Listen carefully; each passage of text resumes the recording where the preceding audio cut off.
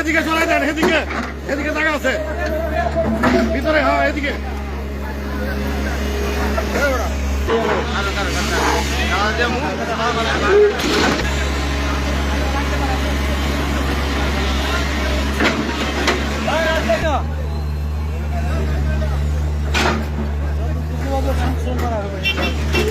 সরাসরি আমরা আমাদের রোশন হাইওয়ে ইঞ্জিনিয়ার সাহেব আছেন। আসলে আমাদের এখানে দরকার 36 ফিট জায়গা, সেই 36 জায়গা বের করতে আমাদের সমস্যা ছিল, কারণ রেলওয়ের জায়গা অনেকে দখল করে আছে। সেগুলো আমরা আজকে উচ্ছেদের দিয়ে গেছি। আর দ্বিতীয়ত এই জায়গাটা যেটা ভাঙা দরকার ছিল, এটা ভাঙার মধ্য দিয়ে আমরা ভাঙার কাজ শুরু করছি।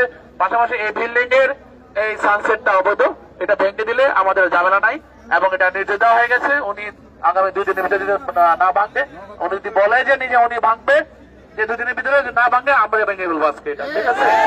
পরিষ্কার কথা, কারোর জন্য কোনো কিছু অপেক্ষা করবে না। পরিষ্কার কথা, আমরা সবাই স্বার্থ দেখার জন্য এসেছি, তারপর কারো কোনো অত্যাচার করতে আসেনি। সরকারের সিদ্ধান্ত মোতাবেক রাস্তা কমপ্লিট করতে হবে। আমাদের মাননীয় প্রধানমন্ত্রী তারেক রহমান সাহেবের নির্দেশ এই রাস্তা দ্রুত কমপ্লিট করার জন্য। সেই জন্য আমরা আজকে এখানে সমস্ত নেতৃবৃন্দ সহ প্রশাসনিক সমস্ত কর্মকর্তা আমরা রেখে এসেছি এবং আমাদের যে এলাকাবাসী এসেছেন সেই এলাকাবাসীর সবাই একমত হয়েছেন যে রাস্তা আমাদের কমপ্লিট করা দরকার। সেটা যদি অবৈধ স্থাপনা কারো থাকে সেগুলো উচ্ছেদ করে কাজ শেষ করার জন্য কাজে আমরা সেই নির্দেশনা দিয়ে গেছি এবং এই শাটার পর্যন্ত যতটুকু আছে সেই পাশে টোটালি ক্লিন হয়ে যাবে, কোনো থাকবে না। আর ওই সাইডে যে অবৈধ স্থাপনা আছে সব ক্লিন হয়ে যাবে। এই জায়গাটা আমরা অত্যন্ত সুন্দর করতে চাই এবং আমরা রাস্তাটা পুনরায় কমপ্লিট করতে চাই। ধন্যবাদ।